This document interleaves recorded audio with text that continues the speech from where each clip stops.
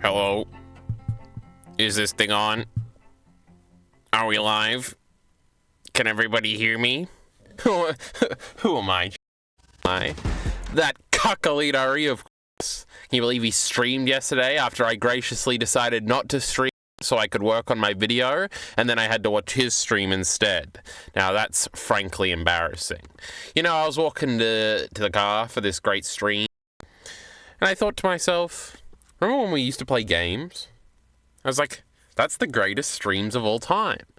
We're going to guess the Pokemon cry. We're going to do an anime OP quiz. We're going to do this great crossword. We're going to do a geography quiz. Remember that? Geography quiz. We love geography. I'm going to get every country in Europe and every state. Now, hold on. We got to do this. Now, I kind of cheated. For like a minute, I was already looking at this. New York Times newspaper published their first crossword puzzle. That'd be the great New York Times, the great website we're on right now. A cube has 12 of them. It's not sides, chat. Now, what do you call the other things you got to count on shapes in like grade 3? Sides? That fits. The Beatles sang about a long and winding one. A road? Oh, Abbey Road. Kill yourself. God, Abbey's a good name. Family members collectively.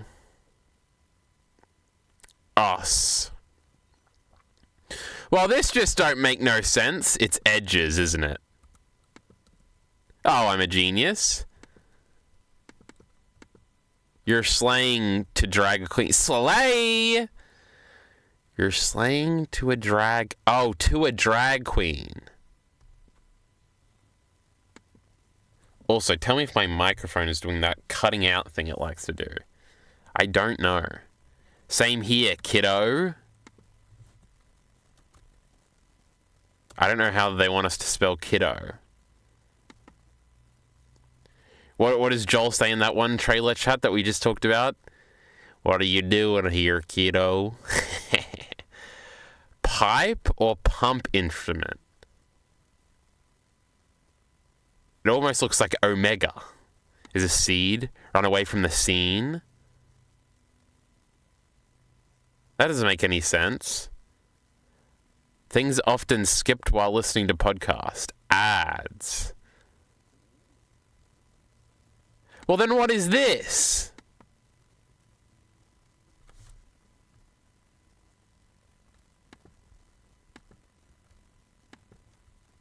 New York Herald? There's not enough. Unless it's... But it can't be, right? Now, this would make more sense to be her. Or hero? But this has to be I, right? Unless this is completely wrong. Same here, kiddo.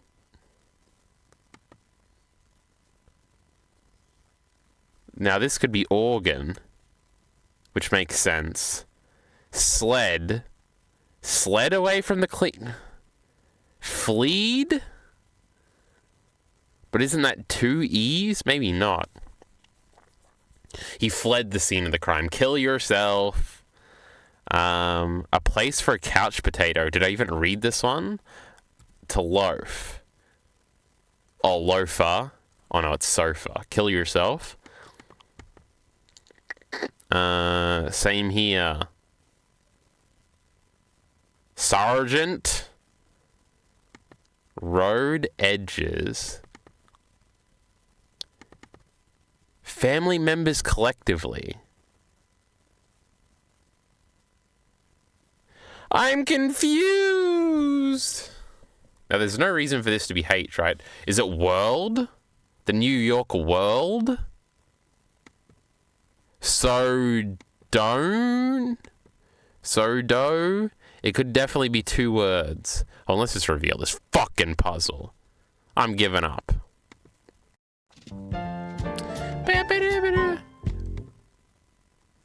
Work. Oh, kin. That makes sense. So do I. Kill yourself. Is this the first ever in the history of the New Times crosswords, where it's 3 words, not just 2. I hope Alita Ori is here or is watching this later. Everybody needs to see this travesty in action, and we need to object doing this ever again. Frankly, New York Times is banned. So do I. Kill yourself. Let's just do a Pokemon cry. Oh.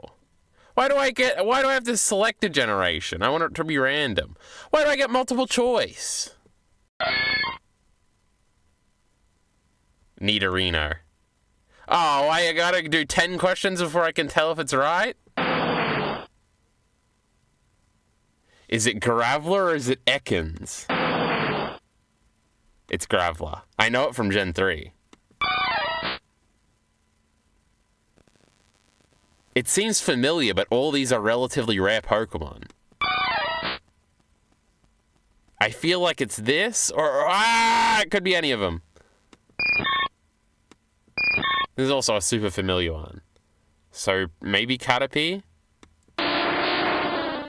Now I think that's Graveler, but it could be Mewtwo.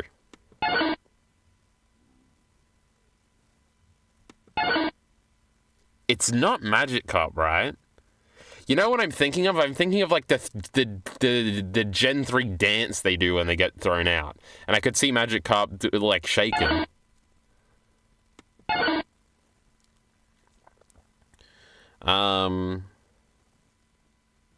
Fuck it, I'm gonna go Wigglytuff. I think that's Tentacruel. See, that sounds like a beast. So it's not maybe it is Psyduck. The more I'm listening to these, the more I'm concluding that they all just sound the same. It's one of the first two. This could be Magikarp to me. But it sounds electric. This is Voltorb 1,000,000,000,000%. So Nidorino, we were right. What does Golbat sound like? Yeah, it's Golbat. I would never recognize that in my life. That sounds like Vaporeon. Oh my god, that's the one that we want to fuck, chat. That's really fun. Really?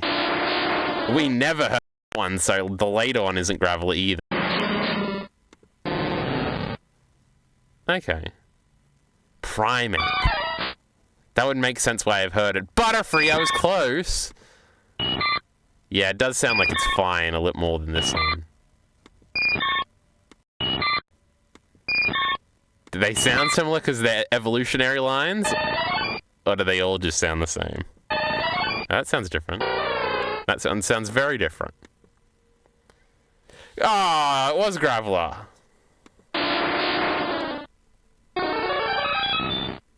Yeah, Mewtwo's is a little special. Wigglytuff, I'm a genius. Weepinbell. Okay, that does sound like that. Mach. Jolteon, I knew it. And Voltorb, of course I knew Voltorb. Fuck, I want to do the Gen 3 one. Bear with me, chat. Where's Minty? He would love this. This is Lara on 100,000,000,000,000%. Fuck, is it Cacnea or Wurmple? I feel like I've heard it 1,000,000 times, so it's more likely Wurmple.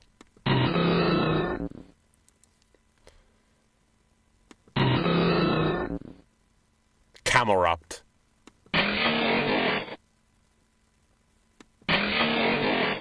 That would be retarded if that was Feebas. I feel like I would recognize Rayquazas. But it's also big and dramatic. So I think it might be Rayquazas. This has to be Nincada.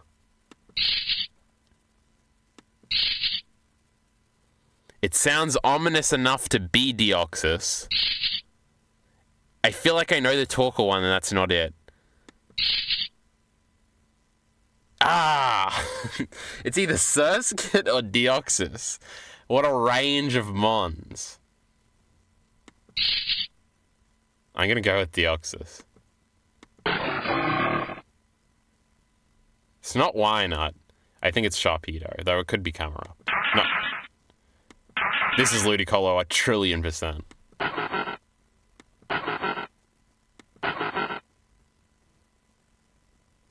I don't feel like it's Gardevoir or Corphish. And it sounds distorted, so I'm going to go with the ghost one. Has to be Dusclops, right? 4 out of 10, kill yourself! See, I knew for a fact it was Lauren. I love Lauren. One of my favorite mons. Lotad. Everybody knows Mightyena. Na, na, na, na, na, na, na. You can hear it, chat. You can hear it.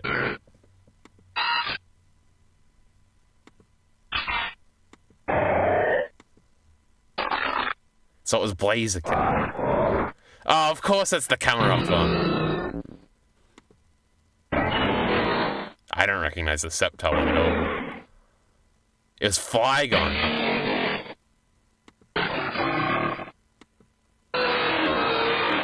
See, it's always a little bit longer for the legendaries. And Feebas is very different. See, I knew it was Nincada. See, I knew it was either Surskit or this fucking Deoxys. Okay, Deoxys is just crazy. Now this one sounds like he's blowing steam. See? Let's see a Zero one. Yeah. See, I knew it had to be one of these, so I was close enough. This one was Corphish.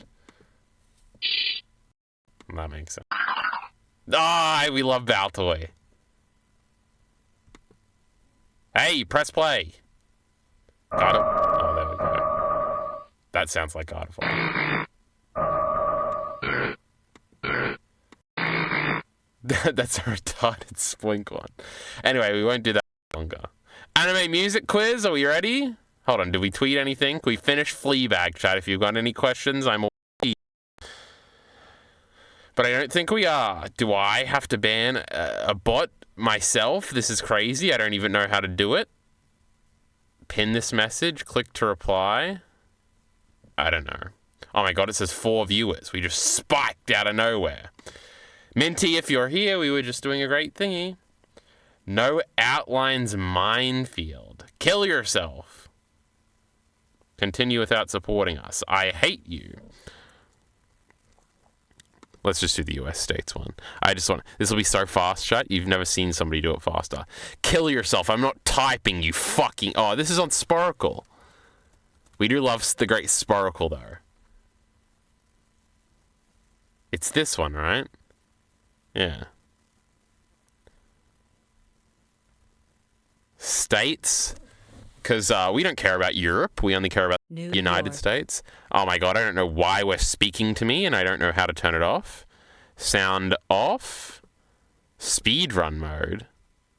New York is, of course... this one? South Carolina is of... This is Georgia, this is Florida, this is North Carolina, this is South Carolina. Arizona is, of course, this one? So we got Texas, New Mexico, Arizona.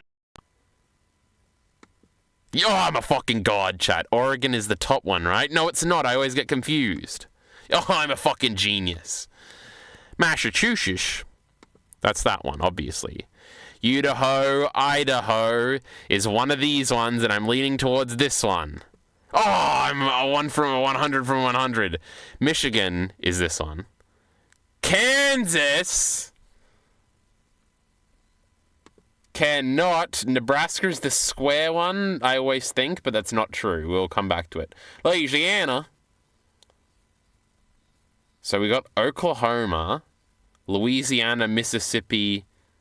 Does Louisiana border Texas? I think it does. I'm a genius. Georgia is obviously this one. Vermont is like this one. Oh, I'm a god, chat. I'm a god.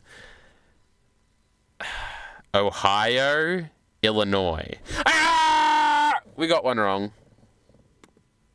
I got it my second try. You're the only 10 I see, chat. I'm a fucking god at this. New Mexico has to be bordering Mexico. Missouri is not Mississippi. Missouri is one of these ones, but we need to do it down a little bit. Delaware, that's where the great Joe Biden's from. Iowa, it's one of these ones. We'll come back to it. Florida, fuck off Iowa. Minnesota is like this one. Oh, I'm a fucking god. Maine is a small one. This is New Hampshire. This is Maine. Oh, I'm a fucking genius. Pennsylvania. Philadelphia, Pennsylvania is this one. Oklahoma, of course, this one. Nebraska, Steve, we'll come back to you. Alabama. Oh, that's definitely on the water a little bit. Mississippi, Alabama. Oh, fuck me. Fuck me. Indiana. That's this one, right? But I'm not certain. New Hampshire, you got a bit of beach because of revenge. Mississippi. Montana is this one. Oh, I'm a fucking god. Indiana. Connecticut is this little one. Indiana. Washington. This Washington. Hawaii, of course. Kill yourself. I just assumed because it was the thing on the bottom and I forgot Nebraska existed. Kentucky is this one. Missouri is one of these ones. Leave me alone for now. South Dakota is this. North Dakota is this. Virginia, I want to say, is this one or is it this one? Oh, I'm a fucking genius. I can't get over how smart I am. West Virginia would be this one. Indiana, or is this Iowa? We'll never know. I feel like this is Indiana. Oh, I'm a fucking god. New Jersey would be this one. Wait, no, it's this one. Ah! I was close. Maryland is... Yeah, Baltimore, Maryland. That one's that one. Nebraska isn't one of the square ones. Or is it? Nope, that's fucking Wyoming. That's Colorado. It's never the square one, chat. You got to remember. Colorado is this one because it's got big mountains and stuff. Rhode Island is this tiny little one. Wyoming we just saw was this one. Okay, let's think this through. I think Iowa is one of these ones. Oh, I'm a genius. Missouri is pretty south, I think. Not Arkansas. Now, this is Arkansas and this is Kansas because they don't touch for whatever reason. And Wisconsin. Oh, don't worry, chat. I'm a genius. You'll never meet a smarter gentleman than me. God damn it! I still have never got 100% right. I always fuck up one of them. That time I fucked up 4 of them, it's trying to tell me. This one didn't count, and this one was stupid. Illinois is pissing me off, though.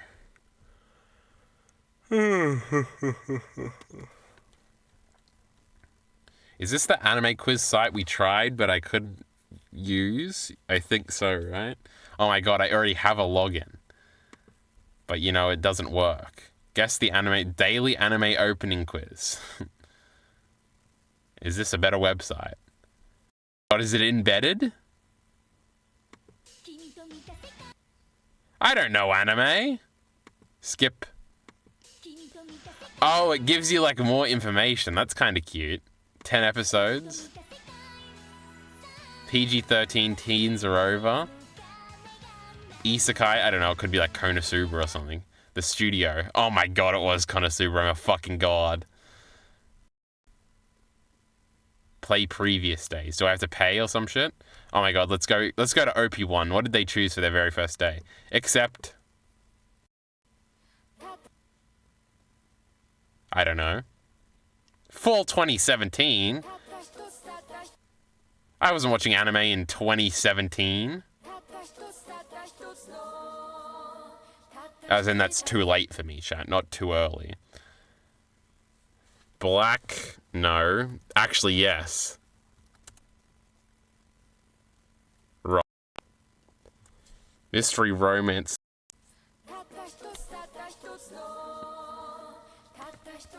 Seven. I like the searching system on this one too. Wit Studio 2017. I have no idea. The only other one I know is Kaguragami of the Iron Fortress and Vinland Saga. So I truly don't know. I've never... Oh, yeah, I've heard of this one. This is a good website. Back to the business at hand, chat. We've got reactions to do. The video has no new comments. There's nothing interesting over. Oh my god, QT Cinderella clip, we love it. Joel and Ellie Future Days, we don't like Future Days. I uploaded all my old VODs, just like this one will be up soon. Can't wait. I asked out 100 girls on a date as an introvert. I bet he got 3 yeses, chat. And it was from the prettiest girls in the video. All the ugly bitches said, "Get out of here, loser." And this one said, "Yippee." Now, Emiru had a cringe experience at the nail salon. Do you have a husband? Epic. True. She doesn't. She's gay, chat. Now, oh my god, reacting to the great Mori-chan and Ken-chan meme? Chapter? What do you call it? Why are men like this? True. This isn't going to be a good video. I already got the playlist up. We've got some. We could watch a Nerdwriter video, chat. We love a Nerdwriter. They're always good videos, but we never have anything to say. We could watch our first ever Jacob video. I am halfway curious about that video. We're rewriting the Pokemon anime, apparently. Now, I thought this was only the Indigo League, so I was like, oh, I watch this or something. I'll give it a chance. But I don't want spoilers, chat. I don't want to see footage of things I only vaguely remember. I don't want to see any of it. We got The Death of Shonen Jump. We got When a Conservative Makes a Gay Film. That's vaguely interesting. And then we've got this great Masked Man video. I kind of want to watch this one, but no. I kind of want to watch this one, but no, it just doesn't feel right. I kind of want to watch this Jacob Geller video. Fuck it, let's see if it's boring. I watched like the first 13 seconds or something. Now, of course, Jacob Geller, everybody's glazing this loser as the greatest video essayist I don't know about. And so we have to prove him wrong by shitting on this video. Analyzing every torture scene in Call of Duty. See, he has great ideas, great mainstream ideas. Like, I would watch that video. Nothing ever stops existing that's vague enough, and I assume is just getting by off of his fucking name recognition. Games that won't leave the dark, that sounds vague. Art for no one, that's an interesting concept. Jacob Geller book announcement, now that sounds boring. I want to yell about my favorite fight scene. I don't know, if you recognize this, maybe you're like crazy. Pinocchio, the people love Pinocchio. 3 specific kinds of terror or something. Ciclet really likes that Dark video or the Fears video or whatever. Like God of War changed fate, then did it again. Now that's crazy. But I want to know what the prettiest looking video game is. Of course, it's The Last of Us Part 2. Or it's... Ilya already likes Star Wars Battlefront 2. Though in these serious gaming circles, if you even brought that up, they would beat the piss out of you for even daring to utter an EA game in their presence. Now, he's going to start off with Hellblade. Hellblade, I know, people like it, you know. Now, we've got stylized things. That's what we got to think about. Stylization. I have to have a stylistic game off the top of my head. Everything in Pokemon Sword and Shield that isn't the wild area looks incredible, so maybe that'll be on the list. I have faith. Now... what's like a stylized game, chat? I'm fucking blanking. Like the best looking pixel art. I don't know. Anyway, I'm sure we'll get many different examples of many different categories. I'm a little surprised at the number of ways... Oh! I have something to share with the audience. Sean Miller will be very, very excited. I was going through and I was like, consumption list. And I was thinking about the great games. We love video games, chat, and we're going to get into them bigly again. So I was just writing down all the video game consumption ideas I have. So I've got, of course, Pokemon. Now, I'm trying to do all of the Pokemon Stadium games. So Pokemon Stadium 1, Pokemon Stadium 2, Pokemon Coliseum, Pokemon XD, Gale of Darkness, Battle Revolution. Now, these I all want to beat on like their hardest difficulties. For these ones, you can't do anything in real games. And these two, you play through the real games, then you get to the really hard Colosseums towards the end of the game. In Colosseum, it's really not that difficult from what I understand in XT, or a Colosseum, impossible, chat. So we can't wait until we finally conquer that. Pokemon Battle Revolution is supposed to be pretty fucking hard, and you're supposed to have basically a competitive team. But for this one, because they have all the features and the gadgets and the original consoles and everything, I can play Pokemon Platinum and then use that Pokemon Platinum team in Pokemon Battle Revolution. Which means... for the 90th time. Pokemon Platinum. That's what I just wrote down if you're just listening right now. That was a great pick. That was visual comedy. And then I'm already like 8 badges into Pokemon Heart Gold, so I got to finish it. And then I want to replay Pokemon X and Y before the new game comes out that's just a remake. A reimagining. Then we've got Telling Lies and Immortality, which is the sequels-esque, spiritual sequels, if we call them that, to her story. You know, you're watching clips and then being a detective and stuff. It's epic. We love it. And so I got to get around to those. Then we've got all the Sony first-party games that I missed in my great life that I have to catch up on. And of course, I just mean from the PS4 era and beyond. Beyond? I love Greg Miller. Now, we've got Shadow of the Colossus and Days Gone, all in production. I've started both these games. I haven't played either of them in a week. Then we've got The Last Guardian, which is kind of like a spiritual sequel to Shadow of the Colossus. Now, I don't think Eco is on anything I can really get. Well, I have a PS2, but I don't really want to buy Eco. I assume it's like $90 or some shit. So we'll just stick with The Last Guardian right now until Eco gets a remaster or something. Actually, I'm pretty sure I have seen it on the PS4 online store before. And I don't know if that goes over to the PS5 exactly. We got the great Horizon Forbidden West. We got to play the Horizon sequel. Everybody loves Horizon. You know, sells copies and stuff. I don't want to replay the first one, chat, because I kind of could because it's been 7 years or whatever. But I never played the DLC, so maybe I'll get on my old save file, I'll fire it up, I'll buy the DLC or something, and I'll get in there and remember what the first game feels like and looks like through the DLC. Genius idea, and then I can play the sequel. Now we've got both God of Wars, I only own the first one. And then we've got Astrobot, Until Dawn are the only other ones I've written down. But now I just realized Spider-Man. Spider-Man Miles Morales. Spider-Man 2. Then we've also got, I was thinking about this the other day, I do want to play the Order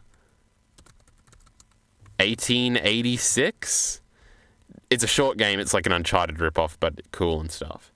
And then I was just thinking of another one just popped in my head. I do have Detroit Become Human, so we may as well do that. Do I want to play Before Rain Humor? That's what most people did to that game. They laughed at it. Do I want to play Heavy Rain and whatever the other one, Beyond Two Souls or whatever before that? I don't know. That one's not really first on the agenda, so we'll get to that. We'll cross that road when we get to it. Now, these are all the single-player ones. Am I missing anything? I'm thinking. I played all the Naughty Dog games. Do you really have to play anything else? That's what I'm saying, brother. Now, we got Telltale. I've always been very curious about playing through the rest of the Game of Thrones one, just because it was the first Game of Thrones stuff I ever did, and it was the first Telltale game I ever played. Since I played the great Minecraft story mode, everybody loves that game. And obviously these first two are like the ones that people actually think are good. And, you know, I think those types of games are fun, so I'm down to play these games. Now we've got Crash. We've got to catch up on Crash. So if you recall last year, towards the end of last year, I replayed Crash 1 on the PlayStation 1. I was probably playing it on my PS2, though. And then we started Crash 2, and then there was a save file mishap, and then I had to go back to New Zealand, and I was like, fuck it, I don't want to play Crash 2. But it's been almost a year since that, so fuck it. Because I want to replay all of them, and Team Racing and Nitro Kart, then replay the Insane Trilogy, then play the Team Racing, the Racer remaster, and then I want to play Crash 4 just to be fully up on the chronology of things here. Now, I'm leaving out all the other ones. I actually have never beaten Crash Twinsanity, so that's probably one I should do at some point. I could put Crash Wrath of Cortex in here just to see the original Crash 4 and then compare it to the other one. But I've beaten Wrath of Cortex so many times, it's fine. Then we've got Zelda, which I'm hyped on again, even though every time I actually play a Zelda game, I don't like it. Now, we got like 70% of the way through Zelda 1, and then I just gave up. Because the game's too hard, kill yourself. I got the point. And then Zelda 2 is like a meme, and also we've ditched the having to do everything in order thingy. Oh my god, JP Hansen is here, this is crazy. I started Insane Trilogy recently, and the first game was pissing me off. Don't know how I played that game on the original. Well, JP Anson, I don't know how you've avoided this, but this was big internet discourse at the time. It's because Crash 1 is easily the hardest in the original trilogy in the remake, because it has Crash 2 and 3 controls. What they did for these remakes is they amalgamated the controls. So they're basically the same controls in each game. Like, obviously you can't slide in the first game, but the way Crash moves is the same, whereas it's very different if you play the originals. So the reason why Crash 1 is so much harder in the remakes is because it doesn't control like Crash 1 is supposed to, and it's a little bit fucked up. So, that's the thing there. That's why the stupid bridge levels are so hard, even though they're actually really fun in the original game and not that hard at all. And, like, the perfect... what do you call it? Platforming challenge. But in the new ones, it's very difficult. I did platinum the first game in the Insane trilogy, and I think I would probably try and do it for all of these, just because that's epic. And I have at some point in my life 100%ed all of the all the crashes, all of the first 3 on PlayStation 1, that is. Oh my god, chat, we haven't talked about the great Cichlids drama yet, because Elite RE refused to talk about it on stream. If you don't know the great friend of the stream, Cichlid, we hate Cichlid here. You know, he's evil and stuff. He thinks Casca deserved it. He's a rape apologist. Just kidding. Not safe for work. He got into a massive fight with the Final Fantasy VIII subreddit, where they all just collectively started bullying the fuck out of him. And it was very funny. And then Cichlid was very mad. Now, if we go on Cichlid's... Because Cichlid went on there, and... Is Cichlid a troll? True. Is he? We'll never know. Oh my god, he's got more karma than me. This is incredible. How do I check my karma? Why isn't it here when I drop down this menu? Why do I have to click on my profile? Oh, can we load? ShittyReddit.com. I've only got 300. He had 500 or something. Now, he's got negative comment karma. That's funny. He's sickly. He's sicklean. He's 19 and he's from America, chat. And he likes Griffith from Berserk. But anyway, he posted something on this subreddit where he was like, I'm lost, somebody help me. And they all just fucking shit on him forever. And look at all these Reddit comments he's responding to. He's going off out here. This is Casey Tron levels of Reddit responding. Why did you all lie to me about the fire cabin being visible? It got removed, and it got 99 comments, chat. This is... God, I miss it. Take me back to the Attack on Titan games. Have you played the Sly Cooper games? I have not played any Sly Cooper. A lot of the PS2 platformers I haven't played. Like, I played Jak and Daxter 1, and I played a decent amount of Jak and Daxter 2. I haven't played Jak 3, I haven't played Ratchet and Clank, I haven't played Sly Cooper, I haven't played Ty the Tasmanian, whatever. Sadly. Now, but all the Crash games, don't worry, I got them and I played them. Except for Twinsanity, which I never beat. Literally plainly visible at 6 seconds. Oh my god, he must have it a video. Also, what makes this funnier is Cichlid just bought, like, the portable, in quotation marks, PS1 thing, where you, like... It's like the PS1 console, and then there's like a little shitty screen on the top of it. And in his post, he has like a screenshot of that. So they're also making fun of him for that. This is the greatest moment of my life. Poor Cichlid getting bullied to high hell by the great geniuses over here at Final Fantasy VIII. God, some of these PS1 games look so fucking ugly, chat. It's hideous. You believe Crash Bandicoot was on the same console. But also, it looks really cool. And I want to play it. Now, that does bring me to another thing, because we've got to add a few things here. Now, Link's Awakening, Link to the Past, Ocarina of Time, Link's Awakening Switch, Zelda on Switch. And by that, I mean the new cool Zelda game. I don't mean those shitty Breath of the Wild things. But that would be the plan, right? If I've played enough of this, that's basically every Zelda game. I can just play Breath of the Wild in this shit. And the gang. But yeah, obviously you could play Majora's Mask in here. We'll see how much we enjoy certain things. Mario, I don't know where to start. Part of me is like, fuck it, let's just go back. We can do it, chat. We can beat Mario 1. It's impossible. You can't beat those stupid boomeranging fucking losers, those hammer-throwing losers in 8-3. And if you do, you're going to die on Bowser. Because I did beat it a few times, but then I died on Bowser. So, I've seen the whole game, and they have that dumb Bowser puzzle where you got to do it in a certain... Just terrible stuff. But I should just do it, huh? But then we've also got The Great Tomb Raider. Now, I want to play all the PS4 Tomb Raider games. Tomb Raider... I think it's just called Tomb Raider. Then Rise of the Tomb Raider. Shadow of the Tomb Raider. Because Uncharted's fun, and anything that rips it off, I'll play. Just like The Order 1886.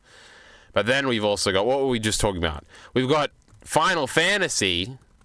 If you recall, I've beaten the first 2 Final Fantasy games. I have all the cool ones on the PS1.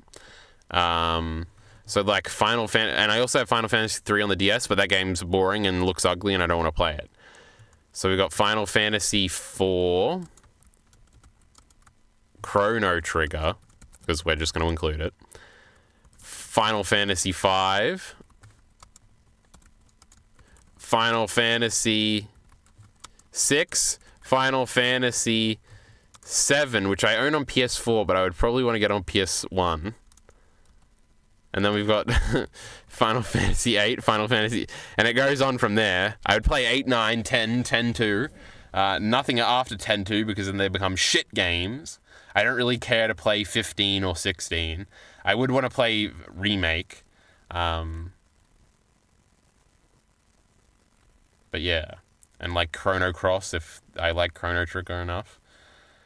But there's a bunch of those. But then there's also like PS1 JRPGs, where there's like Suikoden and Legend of Dragoon and what's Wild Guns? What's the gun game? Or is it Wild Arms? Or is that a different thing? Because there's also like Breath of Fire and stuff, but that's on like different consoles. I think there's a PlayStation one eventually. But there's all like these and like, I don't know, Xenogears or whatever. I think I would start pirating these games. Like playing it on an emulator. Because I think that would be interesting. But I guess this is like my great video game checklist here. There's also probably like a bunch of indie games I would want to play, like famous indie games from like the 2010s. Like I've already played shitty Undertale, it's boring. But like Bastion and things like that, but I don't know, I'd have to look into that more. There's also like Metal Gear and Resident Evil and all this shit that I would probably want to play at some point. But anyway, that's enough. Oh my god, should we do another anime opening? Play previous days? Hey, I'm trying to scroll down here, you fucking loser.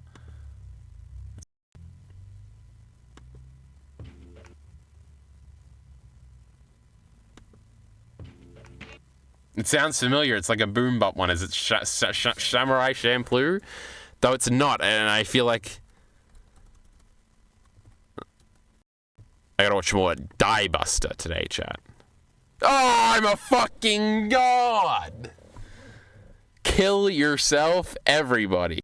Move over. I'm a genius. From but 1 second, I knew the vibe. Alita would be so proud of me. It's hot in here, chat. I'm gonna open the door. So do I have to watch this show now, chat? Play a day. So, well, since we just got the first one like that. Hold on, it sounds familiar.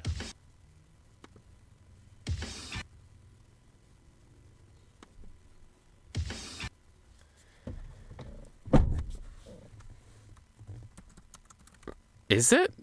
There's no way. There's no way I get 2 like this. It's not. I'm a 2015. It's not Silhouette, is it? Okay. 131 episodes. That's not Hunter x Hunter, right?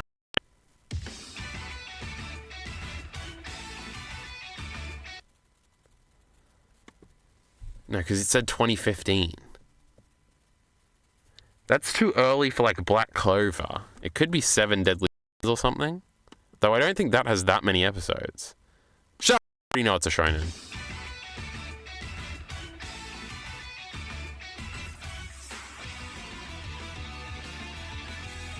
It's familiar.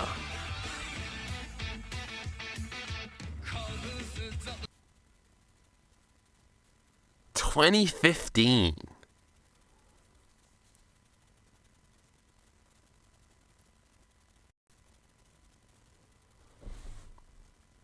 $2015, 100 Sun Lion. It's not that, I don't think.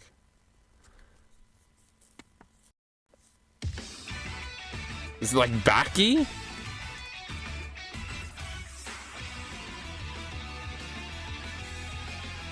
It's too late to be a Kami could kill.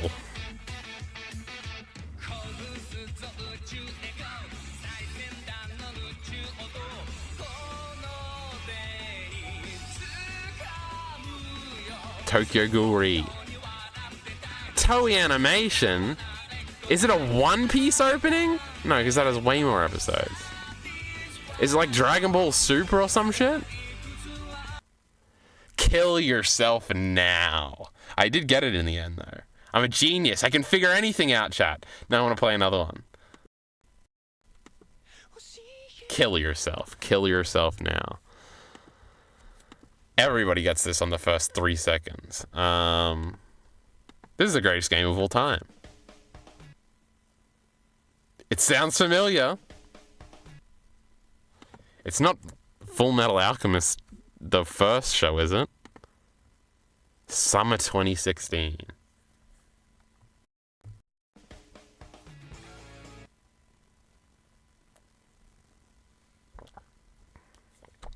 I have no idea. Erased is 2015. I can't even do it as a meme submission. Darling in the Franxx is later. I don't think scrolling is in the best interest. 120 episodes. Seven Deadly Sins. I know it's a shonen, you fucking idiot, from the episode count.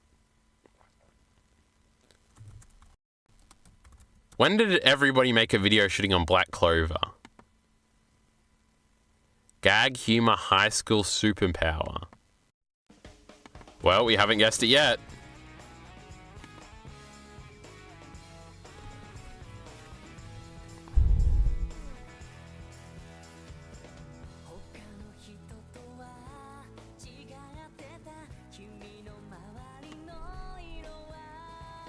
JC Star / Egg Firm. I don't know. The Disastrous. I've never heard of this in my life, chat. And when we get one wrong, that means we're clicking off. For now. Maybe. Oh my god, CeeLo Pilled is here. This is crazy. Should we watch this Jacob Geller video? Should we start it at least? I'm a little surprised at the number of ways Hellblade 2 feels like a regression from the first game. He has Innuendo Studios delivery.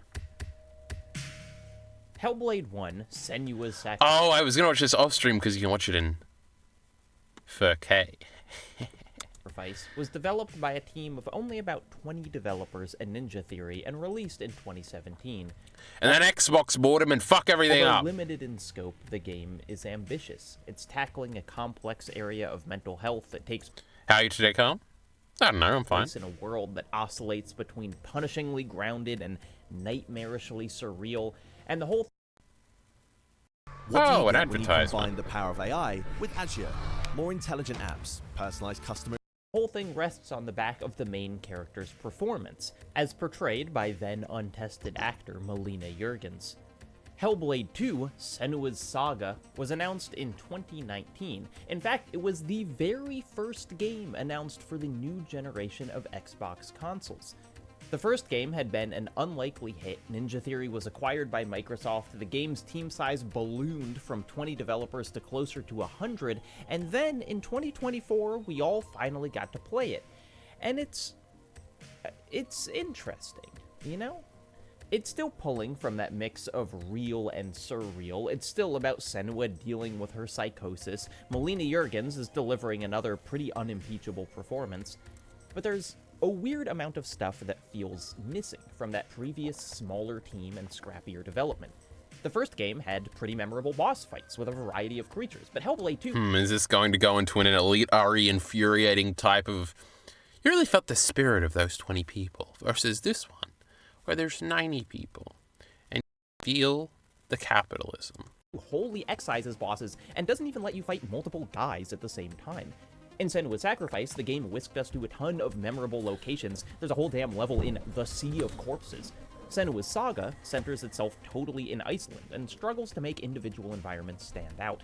The first game was a focused story on Senua's growth, her desperate struggle against prior trauma, and its enduring rot. Hellblade 2 feels a little aimless in comparison, a story with more characters but less to say. But there's this caveat to all my complaints, because whenever I would start feeling the repetition of combat or environments, whenever I would wonder why exactly I was supposed to care about these characters, my frustration would be assuaged by a quite literally superficial fact. Hellblade 2 So pretty. is the best looking game I've ever played.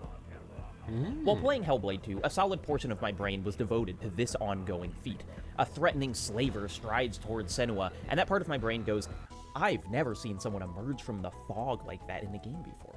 She pulls herself agonizingly up a battered rock wall, and I think, I can't believe how well her hands are interacting with the geometry of that environment. Tortured by visions of monsters, she shuts her eyes, and I think, oh my god, I can actually see her eyeballs moving beneath her eyelids. And in some ways, this feels like the wrong I guess. I don't know. I'm watching it on a shitty YouTube thingy here. way to interact with. Like, it looks good. It's not, I'm not going to say it looks bad or nothing. But, like, it didn't shock me when I first saw footage. Now, I've seen footage of this game before because I watched, like, the IGN review or something. So I'm not disregarding him entirely, chat, but I guess. Anyway, Kyle, I must go for my film project. Farewell. Oh my god, Silo Pild's got schoolwork to do. The game, right? Senua's Saga wants to be an emotionally impactful story of bravery and resilience. It wants to immerse you in its world and trick you into thinking its characters are real, and I'm sitting here instead admiring the cloud volumetrics. I sometimes wonder how to balance that conflict between the two wolves inside me, the tech enthusiast and the thoughtful critic. I mean, that conflict is incredibly clear just within Hellblade 2. I don't think it's a coincidence that the game's mechanics are so scaled back. At the same time, the graphics have been pushed to such extreme heights. What did Hellblade 2 sacrifice to look this good? Is the reason I don't that know, it the looks pretty good. game lacks the boss fights or stunning realms of the first game because creating those same assets at this fidelity was prohibitively expensive? And maybe most importantly, how long will that trade-off hold up? I still enjoyed my time with Hellblade 2 despite its many flaws because its visuals do genuinely feel like they're showing me something I've never seen in a game before. But graphics like these, graphics operating at the peak of technical ability, age. They age fast. I said Hellblade 2 is the best looking game I've ever played. That's the truth. Before this, though, Red Dead Redemption 2 was the best looking game I'd ever played. Or Mirror's Edge, or I don't know, the Hydro Thunder arcade cabinet. The best looking game of all time is the most moving target in gaming, a position that's absolutely impossible to hold onto because something else will inevitably come to supplant you. You might think this makes discussions of the quality of graphics less meaningful then. Why spend so much time on something that will inevitably be outdated? But it's this inevitability that I think makes these discussions more interesting. Because the context of any given date's best-looking game ever tells us a huge amount about that era's technical leaps and hurdles, what could just be achieved, and how much that achievement cost. We can all name games that look timeless, that pursue a clearly defined artistic style. So we're addressing the stylization versus graphical. I want to say fidelity, but I don't know what any of these words mean.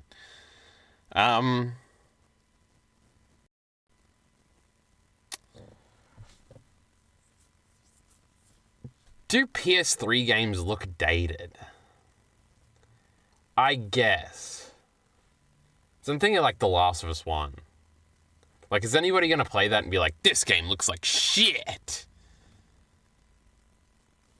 Maybe? Would kids do that? Maybe? Am I just, like, stuck in my own time period?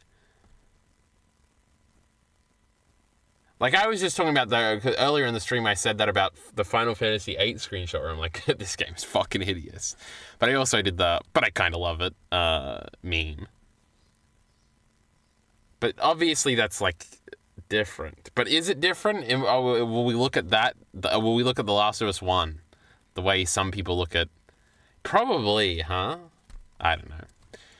I'm discussing And stuff, the many they're epic. routes a game can take to look beautiful. But today I want... Also, graphics are, like, extremely important, I think, to the general public. Like, I don't think the general public ever notices like graphics have gotten better. It's just sort of that stupid thing of like, oh, this is what I remember this looking like. Like, I don't think when I played The Last of Us Part 2, no, I think I did think it was really good looking. I don't think when you play, no, Uncharted 4 definitely looks better than Uncharted 3. But I don't know, I feel like if you were kind of removed from things and you played like, oh, if I played Horizon 2 now, I'm pretty sure Horizon 2 when it came out was probably heralded as like the best looking game ever, to that point. Graphically or whatever, like those underwater things in the trailers or whatever, they looked like incredible. But if I was to play Horizon 2 today, do I even have enough of a memory of what Horizon 1 looked like to be like, oh, this is super different? I don't know. I feel like a lot of people like that, where maybe they notice, oh yeah, it looks better.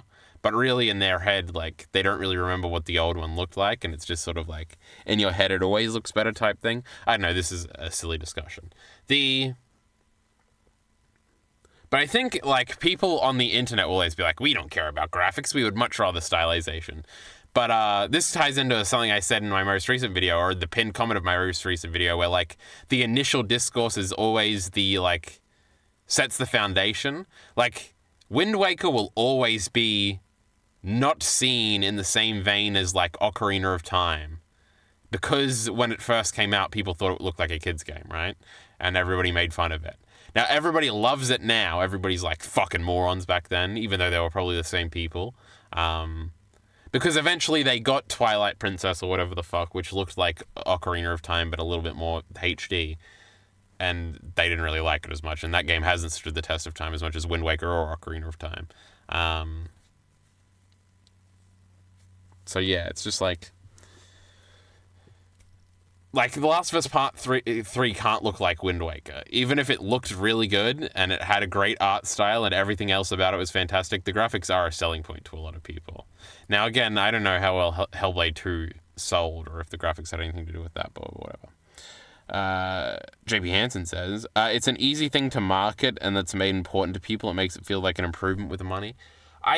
That's what I went to say, but I like second guessed myself because I'm like, do general people really care about graphics? I guess there's just a general graphics expectation that you can't fall under. But let's say, what do normies play? Like NBA? Like, I assume those games look a little better each year. But, like, if the next NBA game looked exactly the same, like, maybe that would be, like, a scandal if it came out and it looked exactly the same, and they'd be like, lazy-ass developers didn't even do anything. This is how yearly releases work. It sucks, or something like that. But if like, somehow the public didn't realize it and it looked exactly the same, I don't think that game would sell any worse. But I do think if it looked worse, significantly worse, it would affect sales. So I don't know. This is all estimation, guesstimation, I don't know. To regress, discussing the many routes a game can take to look beautiful. But today I want to regress in a way, to talk about games that chase the most obvious and this is epic if this is what this video is about to be, where it's about to be like what I said about Horizon, where it's like, then 2001 happened and this was the best looking game of the time, and then 2002 happened and it was at this. Now that video would probably have to be 3 hours long, but it looks like he's kind of doing it, which I am very interested in this. most elusive target. Games that This is kind of, again, it's sort of in the vein of the video I made, where it was like, let's go through bit by bit and like relive what it would have been like to play games like this at the time. I wonder if he'll bring up Horizon. I don't think we're going to make it to the end of this video before the battery runs out, but that would be funny. to be the most Also, Jacob Geller is a respected internet gamer, so he probably doesn't think Horizon is very good. And he probably has a chip on his shoulder about the great Naughty Dog, so see. graphically impressive of their style. Hellblade is like a cool game. It's about like mental illness, and it's like by a little team of 20 people. So, you know, that's a cool game to like. But the most impressive full stop. As those games aged, as they slipped from... Oh my god, was that Last of Us Part 1? The most impressive full stop. As those games No, this is Red Dead Redemption 1, maybe? aged, as they slipped from Do I want to play Red Dead Redemption? a vision Just thinking about my list. of the future to an art... It is crazy. Like, I was watching the Gaming Brit show talk about some of those racing games, and some of them were PS1, and they looked insanely good for the PS1. Now, Crash, insanely good for the PS1. It's sort of what they choose to show. Like, if you look at a close-up of, like, a Crash enemy, like one of the rats or something in 2, you'd probably be like, oh, this looks like a PS1 ugly little polygon thing, like everything else in the PS1 looks. But It's like just the way it works. Like when you see some other PS1 games and they're just horrific looking. Like even other games that I like Croc or something. It just looks so like video gamey and rudimentary, and it's like, ugh, this looks old. Full stop. Hold on, chat.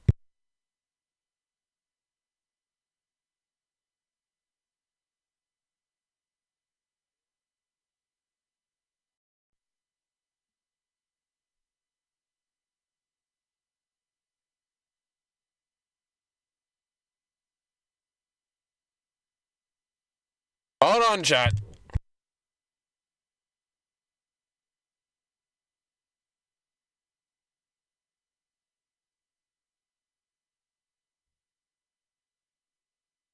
Well, that's like one of the 3 times I've ever actually been interrupted while doing a stream. Isn't that crazy? It happened one Nuzlocke stream. I had to end it early because the car needed to go somewhere. But we just needed something out of the boot this time. And I had the key, so isn't that crazy? What the fuck was I saying? Croc looks ugly, Crash looks good. But those racing games even looked better than Crash. Isn't it fucking... Jak and Daxter has to be on this. Isn't it fucking insane that Jak and Daxter is like a PS2... I don't think it's a launch title, but it's close to it. PS2 launch date. Jak and Daxter release date. Because this Jak and Daxter game looks insane. If you think about Crash Team Racing comes out the year before this, right? Crash Team Racing release date. Not Nitro Fueled. If you give me a Nitro Fueled, I'll kill you. So it's 2 years. But still, Crash Bash looks kind of hideous, and I'm pretty sure that's 2000, right? But, like, if you were playing PS1 and then you picked up... Oh, my God. It's so close to it. That's a late... when did the PS2 launch? 2000. Oh, my God. Crash Bash comes out after the PS2 launches. Okay, so it's actually about a year in. But still, if you jump from, like... this is an insane jump. Like, Jak and Daxter looks like you could get away with it being, like, a game. Like a modern game. I don't think kids, if they played Jak and Daxter 1, would think, look at this old-ass game. If somebody played, like, Crash 1, even though I've just been talking up Crash 1 and how much better it looks than most PS1 games, they would probably be like, oh, this looks old. This could be complete bullshit. This is just because this is my era, right? And Crash 1 is technically before my era, even though it was part of my childhood. Even when in my childhood, I was like, oh, it's a little old. So I just realized I could be bullshitting completely and just be like, well, it looks new to me because it's like contemporary with me, whereas like an SNES is way before me, so obviously that looks old. But anyway, and this was something the Kind of Funny guys talk about like back in the day, where it's like the PS4 to the PS5 jump is not that big. It's not like you're going to be playing Crash 1 and then be playing Jak and Daxter on the next... Like, that's such a leap. Especially if you go from Game Boy or Game Boy Color to Game Boy Advance. Like Pokemon Crystal and Pokemon Ruby and Sapphire coming out 1 year apart from each other. I'm not going to look up the dates for these ones too. That is insane. That is fucking incredible. Like, and again, the Game Boy is like an 80s console technically, I think. So obviously it looks like shit. But it's just like, what would it have been like to have been a kid and like within a year go from Crystal to Ruby and Sapphire? Like, that's insane. Like, I never had a gaming moment like that.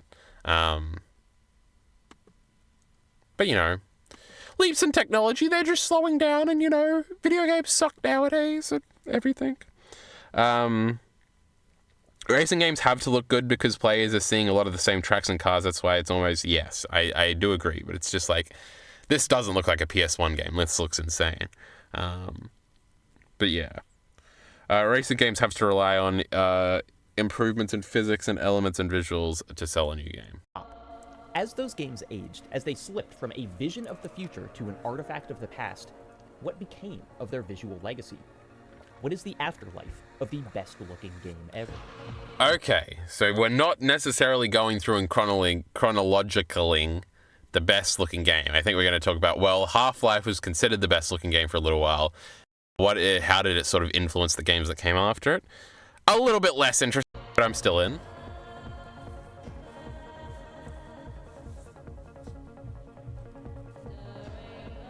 Order. Oh my god, we talked about that earlier. But before we Ew, it's Zelda 1. We hate this game. start, a word on capture quality. While my ability to talk about gaming history is decent for a random guy on the internet, my ability to capture this same history is woefully inadequate. I'm talking about 40 years of gaming history here, and with Oh unlimited... no, we're having a Matthew Matosis moment where we go, I'll probably only ever play like 1% of the games to ever exist, and Matthew Matosis has played infinitely more games than you have, and you're like, oh. time and access to hardware, I would perfectly record each game I'm talking about in its original And also, it's not going to look... SNES games aren't going to look good in a HD screen. You know, it was designed with the little things in the CRT TVs in mind and stuff and like that. However, I actually have very little time, and even PS2 games are absurdly expensive now, let alone something like a Laserdisc. The games you'll see in this video are instead recorded using a hodgepodge of methods, some natively, some emulated, some generously donated by other folks online. Even if I did get it all off the appropriate machines myself, it still wouldn't be an accurate vision of what they looked like at the time. Our screens are different. The way we display images I just said this, chat. I'm a fundamentally genius. changed. All that is to say, my depictions of these games aren't perfect. Now, we return to our regularly scheduled programming. Now, if I was the me of a few months ago, this would create an existential crisis. I'd be like, I can never have a truthful experience just like when they did it, and that's and now what am I going to do? I'm supposed to play all the games in order just like the people in the past did, and now I can't do it because my TV isn't right, and if I want to buy a TV, a CRT TV, it's going to cost $700, and I got to do this, and that's so much work, and then you're going to buy a disc, and then it's going to get dust, and then fucking it's going to be ruined, and how do I look at in all this shit? But now we don't care, chat. We're going to emulate games, and we don't give a fuck. I'm going to emulate Suikoden 1 and 2. I don't have to pay $700 for a PS1 copy, but wouldn't it look so pretty on the shelf? Chat, maybe I should. Mental game I like to play sometimes is basically the gaming equivalent of, what if you gave a medieval peasant a Dorito? That is, what if I took my current computer with its 8-core processor and 12 gigabytes of VRAM back to the 80s? What if I showed an arcade full of young Gen Xers Hellblade, or Cyberpunk, or Spider-Man? Would they even be able to grasp that they were looking at a game? Would their heads explode? Before I started blowing minds, though, I'd probably ask them what they thought the best-looking game ever was. And if I time-traveled to 1986, I bet I'd get a lot of people Epic. saying Defender of the Crown.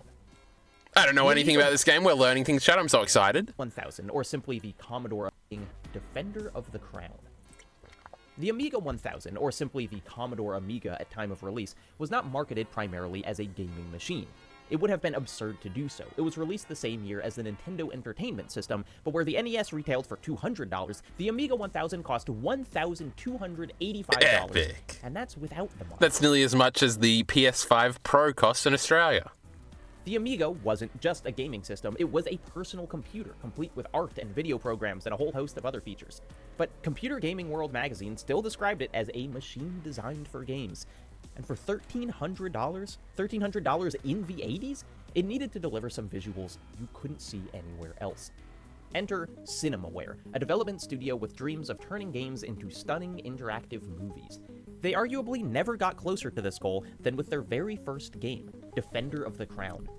It is not I like the a way this game complex looks. game. Jimmy Marr of the Digital Antiquarian describes it as basically Risk played on a map of England, and says it manages the neat trick of being both too hard and too easy. But, like Hellblade 2, you wouldn't be coming to Defender of the Crown for its deep mechanics. Looking at Defender of the Crown in 2024, what you're likely to be compelled by is really skillfully done pixel art. For example, there's this scene where you raid a castle and your character casts a huge dramatic shadow on the wall behind him. Other compositions play with chiaroscuro lighting, jousting scenes have dozens of people in the audience, the racy romance scenes even feature seemingly transparent clothing. Racy? By a fire. Now, when I saw this, is those nipples, chat? You don't look at the nipples. Now, when I saw, because in some party, you did a compilation at some point, I saw them kissing in the silver wall, and I thought it was one of those point-and-click adventure games that use live-action footage, and I thought we were going to discuss that, but it looks like we're not.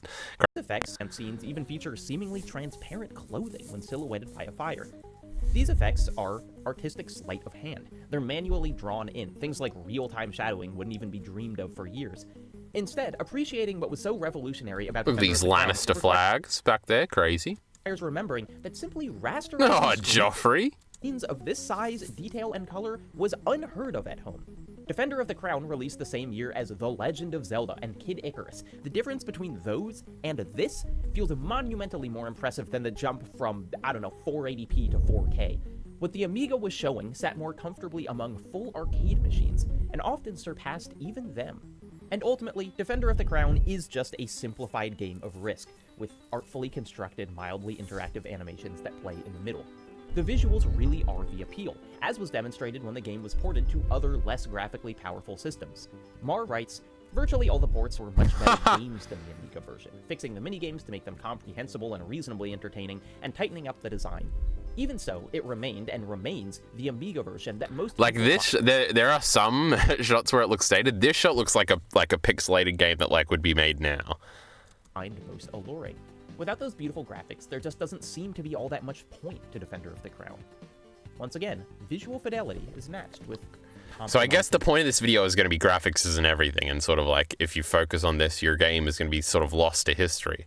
Which does seem to be true for Hellblade 2. Sort of were disappointed with the game, whereas the first one might live on as sort of like a classic. Interactivity. The same can't really be said for Red Dead Redemption 2 or something, or The Last of Us Part 2. But those are, again, the two biggest fucking studios in the world. Besides Nintendo ones, which Nintendo ones obviously don't care about graphics because they're on their shitty little Switch. Can't even run a fucking penis. It's so terrible. Look at The Legend of Zelda. Ugly. Oh, that new Zelda game looks so cool, Chad. But Defender of the Crown mattered as a vision of the future. Developers who came up in the 80s will still talk about seeing Defender of the Crown. Oh, I guess we could also go with this angle where it's well, these are actually, the legacy of these games is insane because other games that actually will end up being, incredible sort of phenomenal pieces will have seen this and strive to look like this type thing. First time, having their idea of the potential of graphics expanded by these screens. Oh my god, he had a little audio edit that he didn't cover up too well, and now I feel very good because I have these all over my videos, and he's a much bigger YouTuber, and he also said, fuck it, I don't want to re-record it. For the first time, having their idea of the potential of graphics The potential, did you hear that? Expanded by these screens. The Amiga itself was a tremendously important machine for gaming as a medium, not just for playing games, but creating them. The art and soundtracks for many games were created using Amiga computers, the hardware adopted in wide swaths by developers inspired by its art. It showed them a peek of what the future might look like.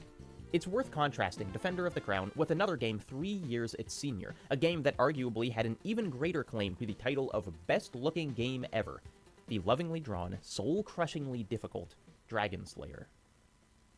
Never heard of this one either. I thought he said Slayer, but it was Layer.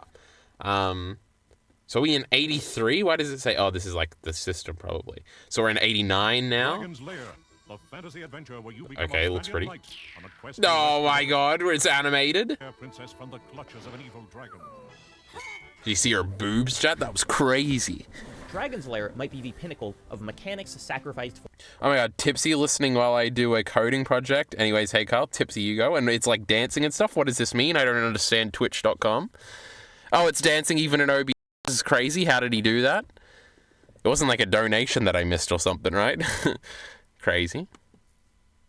But anyway, thank you, Tipsy. For visual fidelity. I'm giving all the greatest commentary here about video games. I know everything. Comprised entirely of pre-animated snippets, every scene of Dragon's Lair exists as a simple binary. Hit the correct button at the correct time, and the animation plays to completion. Mistime your input, or hit any other button, and the animation is interrupted by the... Oh, so this is a Telltale game. So lovingly drawn game over screen. Dragon's Lair is, as many others have pointed out, basically a game-long QuickTime event. The game has No, QuickTime event, that's what I meant, chat. almost exactly 22 minutes of possible gameplay, because that's how much footage the animators made for it. Compared to I want this video to be remade. I want it to be 12 hours long. I want to go through every year. I want to know every big release. Mario should have been mentioned, and we should have said, don't look too good, huh? And then we should have moved on to Zelda and go, Zelda looks kind of okay. It moved on. And I want to know, Final Fantasy 1 came out, kind of looks a little shitty. NES games look terrible. But Mega Man on NES looks pretty cool. And then we get to these big tentpole ones, and it would be cool because you can talk about the games that everybody knows, but as a quick aside to shove them in the trash, and then talk about this game nobody's ever heard of, except for, us geniuses. I'm pretending I knew about it. And it would be really cool. It's like the opposite of normal videos. I've always dreamed of sort of doing a media thing like this, where it's like, well, this year, chat, instead of living in the great 2025, I'm going to live in the great 1995. And I'm going to look up all the movies that came out in 1995, all the big tentpole movies, all the big tentpole games, all the big tentpole consoles if they came out in 1995. And I'm going to play, and we're going to pretend that we're there. So I'm not allowed to play Zelda until the September the 17th when it came out in 1995. And you could just sort of go through the year and sort of see, like, I bet that would blow your mind to be like, oh my god, this movie feels modern, but I'm playing like Zelda or like Ocarina of Time, and this feels ancient, and you like compare and contrast things like that. Now, I'm never going to have the dedication to do that. I can't even keep up with the things that are coming out, nor do I really wish to. But a video like this would be interesting too, where we're sort of going through everything and being like, and then the PS2 release, bro, and now shit's getting crazy. Even the most basic video games, the possibility space for Dragon's Lair is severely limited. And while today we might look back, Wait, what is he because saying? that's how much footage the animators made for it. Compared to even the most basic video games, the possibility space for Dragon's Lair is severely limited. The possibility space. I've never heard that term, but I assume it means like how much you can do in the game, or like the variety of gameplay. And while today we might look back and see similarities I between wonder how long this game is. Dragon's Lair's pre-animated Dragon's Lair length. Oh my god, we're going flat. I like this video though. Main story, average hour and 40 minutes, epic. cinematics and the barely interactive pixel art of Defender of the Crown, it's worth noting that these games are doing radically different things. Defender of the Crown was a game using actual computing power to render its high-quality art. Dragon's Lair was only computing relatively simple pass-fail states. Its lavish animation was instead held by the massive laser disc it ran on, the game's programming telling the disc where to seek next. Saying Dragon's Lair was the best-looking game ever would be kind of like saying Immortality is the best-looking game Oh ever. my god, I've already talked about Immortality on this this stream too. This is one of the Her Story spiritual sequels that I want to play. Look, it's over here. I know video games, chat, no biggie. You could make that argument, but you're likely to get groaned out of the room. Another vital difference between the two games is the context of how they were played. Defender of the Crown could be run at home, albeit on a relatively expensive computer. Dragon's Lair's Laserdisc could only be afforded and run by arcades. In this way, Dragon's Lair was extremely typical of graphics technology. For decades, basically up until the end of the 20th century, this is how gaming worked. You took what you could get at home, while recognizing that arcade cabinets were simply capable of... This is something I've heard and is interesting, because this is not like how anybody thinks about games anymore. But like, where the NES is like the shitty thing you get at home, it's like, what even is do we have equivalents of that anymore? Whereas like you have to go to the place to get real video games, like you have to go to an arcade. I don't know, it's like, oh, if you go to the movies, you can actually see the real movies coming out now, but at home you can see the old movies type thing. When I was a kid, I pictured an arcade cabinet as packed literally top to bottom with circuitry. No wonder those games looked so great, I thought. They're filled with cubic feet of computing hardware. This is not exactly the case. But there were a number of things that pushed arcade cabinets above consumer gaming systems. They often contained hardware specifically tuned to the game they were running. They only had to be designed to do one thing. They could retail for thousands of dollars, thus justifying more expensive components and more dedicated R&D teams. Moreover, for an arcade machine to be successful, it needed to be able to pull people in, to dazzle them with... I don't think I've ever actually seen an actual arcade in my life, right? Where it's just the arcade cabinets. Like, you'll go to like a... What do you even call the time zone, right? Or even like you go to the bowling alley and they've got like some arcade machines, like they'll have Street Fighter or something, and they'll have a few of them, but then they've got this like the like silly ticket games too, where it's like, oh, boxing or basketball, or they'll have a racing game, right? Images so tantalizing, they couldn't help but give up their quarters. There's a reason. Well, I was going to say, like, Time Zone doesn't really have arcade machines, but they do have, like, the racing ones, and they have, like, Mario Kart and shit, so... Them with images Heath is here, my goodness. so tantalizing, they couldn't help but give up their quarters. There's a reason the sizzling montage every arcade game runs when not in use is called the attract screen. If we're talking about the best-looking games ever, we can't ignore arcades. From Dragon's Lair to the razor-sharp beauty of vector graphics, to the sheer speed and atmosphere of something He's tried this game a bunch, and it does look cool. like Outrun. Arcades are where people would go to catch a glimpse of the future. And what vision of the future could compete with the beautiful blue skies of... Oh my god, we're talking about racing games. We predicted this too. I know everything about video games, chat. Just like I proved I knew everything about Pokemon cards and everything about anime music and everything about US states in this stream. I'm a genius. My expert consultant for this essay is Digital Foundry's John Linneman. Although, if I get anything wrong... Oh my god, I think I'm subscribed to that YouTube channel. That's I don't think I've ever watched a video from it, though. It's not on him. He says he remembers the exact moment he first saw the Daytona USA arcade machine. I can only imagine. 8 machines lined up against a wall in a local amusement park. I stared in awe as the smoothest, most detailed graphics I had ever seen danced across the row of CRT monitors. At the time, I didn't yet understand what the term frame rate was, but I knew just looking at this game that Daytona USA trounced every other 3D game on the market in terms of fluidity.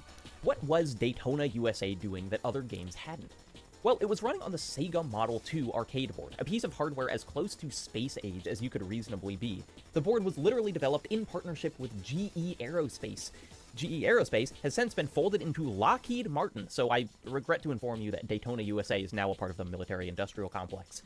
But No, he's killing the people, chat. we can forgive it, because this game quite literally introduced the gaming world to texture filtering. You know when 3D games use some sort of techie magic to smooth out their sharp pixely edges? That's from Daytona. It also ran at the eye-melting resolution of 496 by 384, featured 16-bit color, and did all this at 60 frames per second. Seemingly every new generation of gaming shows off its technical abilities with a racing game, but the leap this represented is hard to even conceive of. Wait, For what context, year was this? Oh, was it 1994? just a year prior, the top of the line was probably something like Virtua Racing. This was 1992, and this was 1993. 1993. There's an aspect of fantasy That is a to this crazy era of jump. Sega's arcade dominance. The idea that you could just keep pouring money into tech and research and keep reaping unbelievable jumps in fidelity. Also released alongside Daytona USA in 1993 was Virtua Fighter, the first fighting game with fully 3D graphics. It looked like this. And then just 3 years later, Virtua Fighter looked like this. Are you kidding me, man? It's a point in time where graphical growth feels near exponential. That game It development does look different, was in almost but perfect this one looks kind of concert with old to me too. simultaneous technical breakthroughs. This was arcade gaming's I guess moment this of does too, visual but ascendancy. The I get the point. cash funneled into these games apparent the moment you saw them. And every 3D game today still exists in the But yeah, like if you play The Last of Us Part 2, even on PS4, and then do a 4-year jump to Hellblade here, it doesn't look that different. But like, he just showed up. wake of this period. The texture filtering introduced by Daytona is completely ubiquitous in almost everything The Last of Us Part 2 being 5 years old nearly is crazy. released in the 21st century. Like, especially in terms of like graphically, 20 even. years Like, even that, like, by 2018, The Last of Us Part 1 does feel kind of old. Like, visually. Like, God of War obviously looks better. Horizon obviously looks better. Uncharted 4 obviously looks better. I don't know if anything obviously looks better than The Last of Us Part 2 yet. after Virtua Fighter 3, games still boast of their detailed eyes and realistically flexing musculature. And yet, this was also the last Ew, shitty Star Wars. for arcades. Get off my screen. And yet, this was also the last moment of glory for arcades. Soon after, the Dreamcast would feature near parity to arcade performance. Arcades stopped drawing the same crowds, and thus lost their endless stream of R&D. And this is when I was born. That's why I said I'd never seen an arcade before. Giant purpose-built cabinets would never get the spotlight in the same way. You wouldn't venture into the arcade to get a glimpse of the future. Instead, companies would try and bring it into your living room. But despite this change in priorities, graphics continued to move at a lightning pace through the turn of the millennium. I couldn't make it through this video without mentioning the best gaming magazine cover ever, Unreal! Yes, this is an actual PC game screenshot. There's the unbelievable gulf between Metal Gear Solid 1 and 2, for instance, the similarly massive jump between Final Fantasies just 4 years apart. But if you want That is another crazy one, because Final Fantasy X does look pretty good. to see the future of graphics in 2001, you'd have to do what now feels like a completely Damn, does Final Fantasy X come out in 2001? In my head, it was like 2004 or something. When does Kingdom Hearts 1 come out? 2004 or something. Oh my god. That's crazy. random series of events. I guess this fucking console generation was like 5 years, right? So it's not that long. Because by like 2005, right? The PS3 is out. PS3 release date. End of 2006. Okay. Go to Tokyo to watch Steve Jobs. What is a 2005 video game? Twin Sanity, I guess? Completely random series of events. Go to Tokyo to watch Steve Jobs introduce Doom 3. This whole presentation, Tokyo I didn't know any of this. World 2001, is fascinating. Dune is like one game, and by Dune, I mean Doom, and then it's the 2016 game. Before Jobs brings out John Carmack to talk Doom, he starts talking about Pixar. Specifically, the Pixar short Luxo Jr., made in 1986, the source of the company's desk lamp mascot. He talks about how in 1986, using a supercomputer, it took 3 hours to render each frame. And then they pull out the same short, except now in 2001, it's running in real time, powered by NVIDIA's GeForce 3. This is still the language we use today. Oh, we're How what going used to be flat, but I hours- want to watch the video. And I might end up watching it off stream, and that's not good, because I can't share my free. But I'm definitely be off screen. Off stream. Get on, kids. I give a review over next time. The stream day, we get plenty of time. But like 6 o'clock, I want to like drop that video, so videos. See if into that more stuff. Maybe one of these teams like I got it on flat.